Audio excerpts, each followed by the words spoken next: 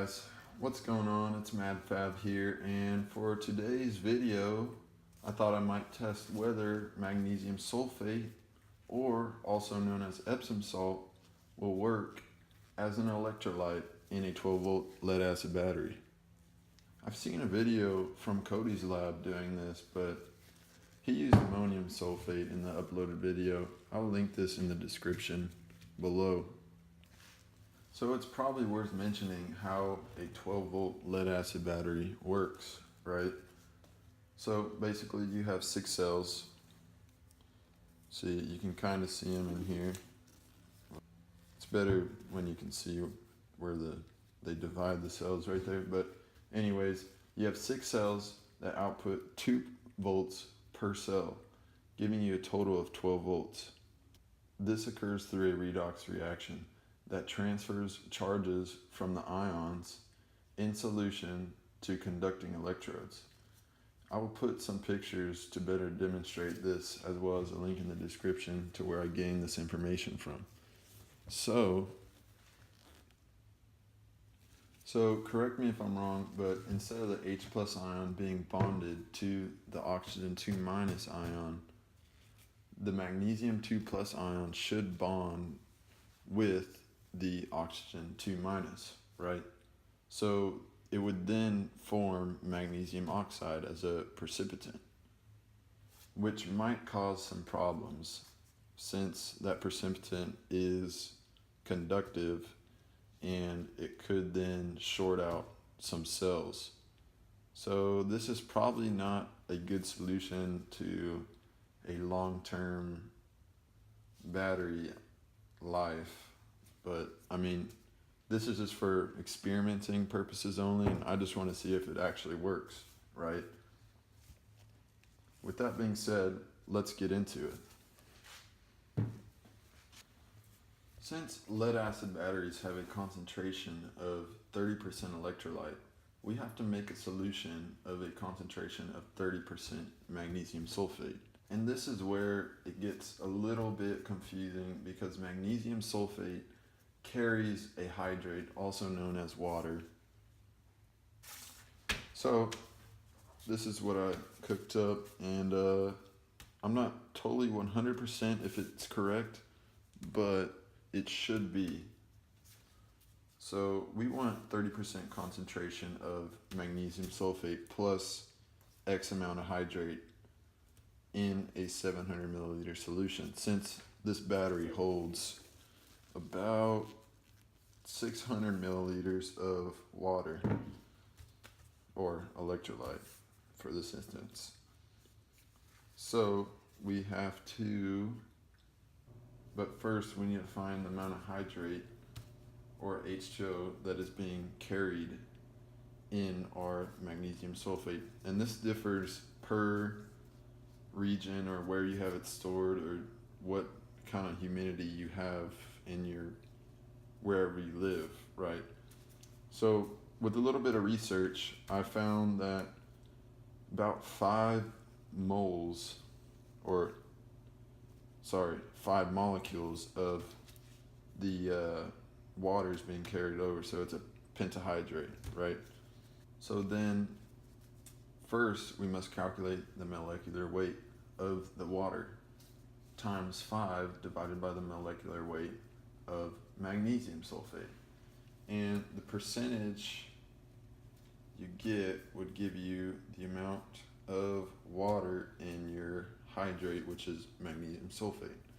But you guys, if you guys want to look at this, you can just let me know in the comments if you can see any.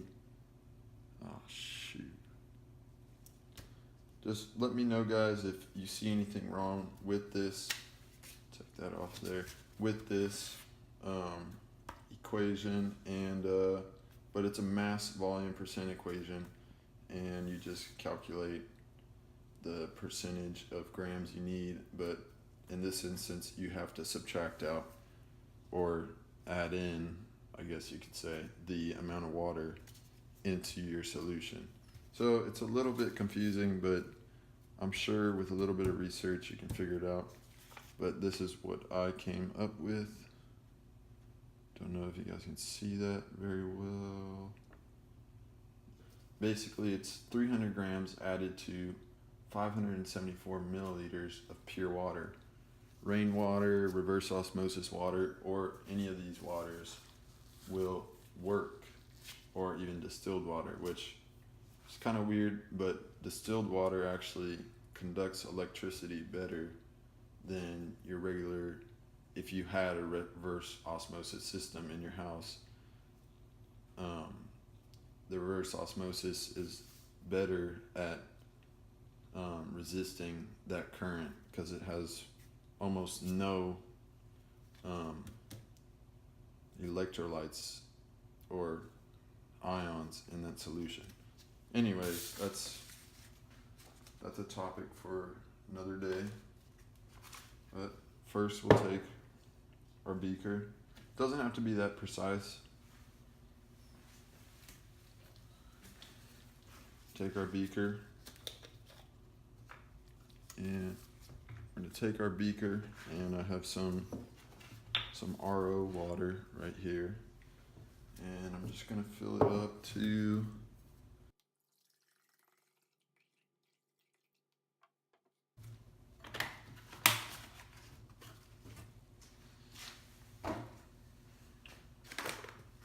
now we'll take our magnesium sulfate, open this up, and since it's brand new, it still doesn't guarantee that it doesn't have the pentahydrate, but usually that pentahydrate is inside the crystals when it's first made, so it doesn't really even matter, but it does help to have it stored in a dry environment. So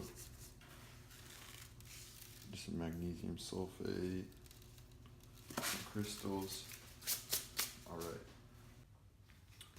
Alright, I'm gonna get out my cheap scale, and yep, just Amazon scale, take that.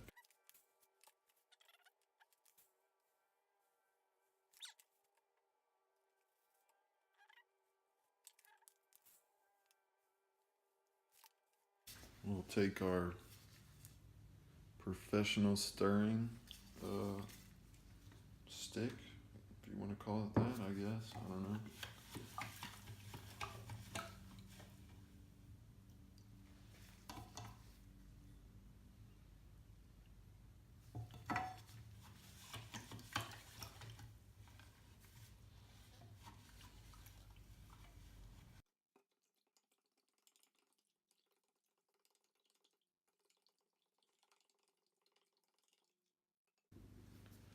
Alright, about after a good solid 5 minutes of stirring, we got all the solution mixed up, or electrolyte I should say.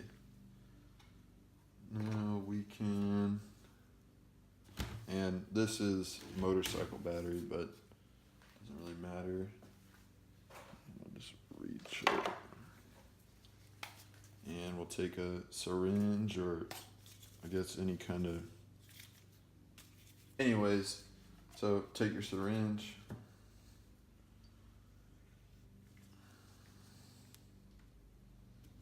fill it up just like that. You can actually see the solution in there. I don't know if you guys are getting that. But as I fill it up, it'll come up to this line, and you want to get it at the upper level. That one's good.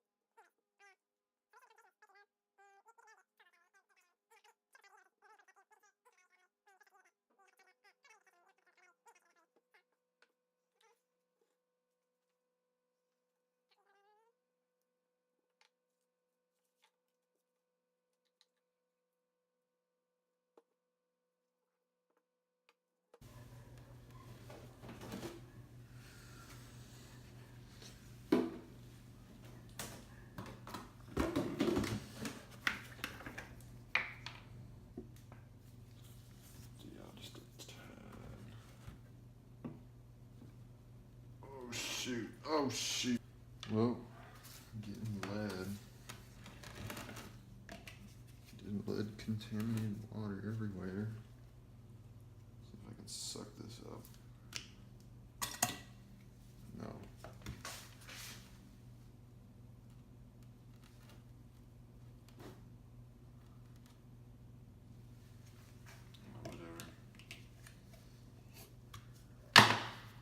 Whatever, it's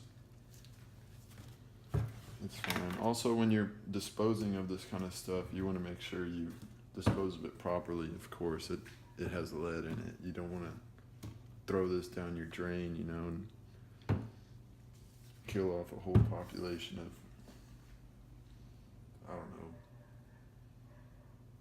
bullfrogs or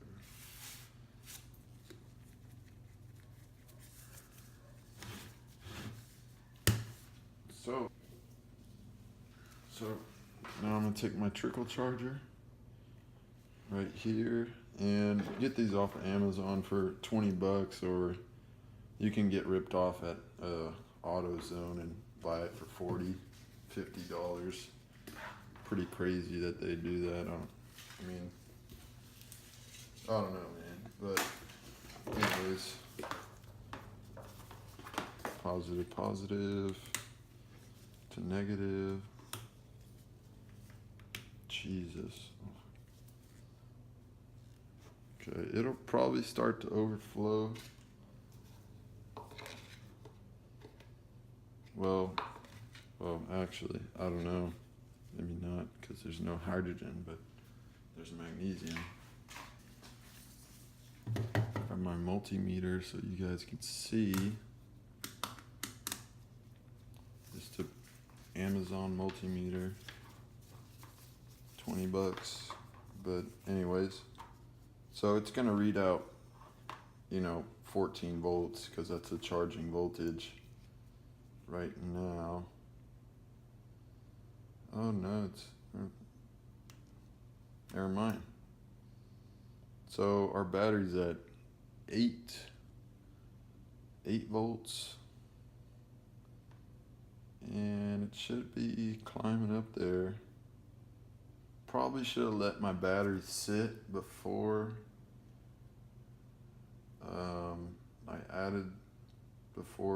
charging it, but I don't know. This is not gonna be a battery I'm gonna use a lot. Just want to see how this works. Might end up making my own sulfuric acid and adding it to this to test that out. But yeah, usually you want to let your battery sit for about an hour or so when you add the electrolyte, so it can properly disperse throughout the cells, I guess. I don't know, whatever. But it'll be fine, and we'll see how it goes. I'll come back to this in about 2-3 hours. All right, folks, and we're back. So after some movie magic, we got 3 hours of charge. Ouch, that kind of hurt. And what we got is 11.68 volts, and I'm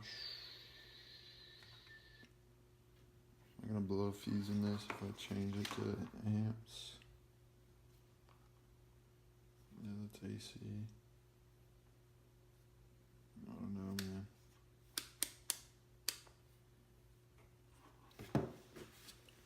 What do you got? Yeah. So I mean, it's not terrible, but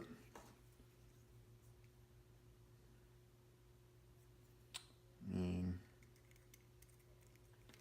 I don't know that it's gonna hold the charge forever either. This is it's just dropping with having the multimeter on here. Powers LED. 12 volt LED. mean, doesn't draw a lot of current, obviously, being an LED, but it works. So, I mean, can't really complain, right? Definitely not like a regular lead acid battery, obviously, but it works. And I mean, it could be partly that I didn't let it sit for a couple hours before charging it, or maybe during my initial test I might have short out a cell. I don't know, but it seems like it's working. So yeah, well,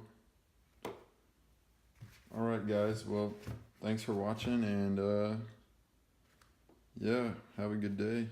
Like if you liked the video, and disliked if you thought it was a pretty crappy video.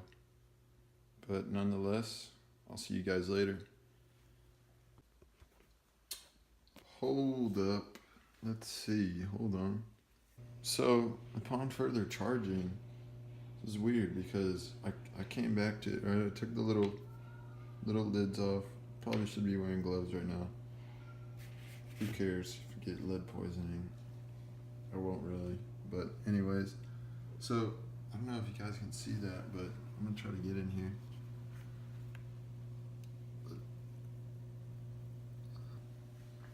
I mean, I don't know what that means, but it looks like the hydrogen's coming out of the water.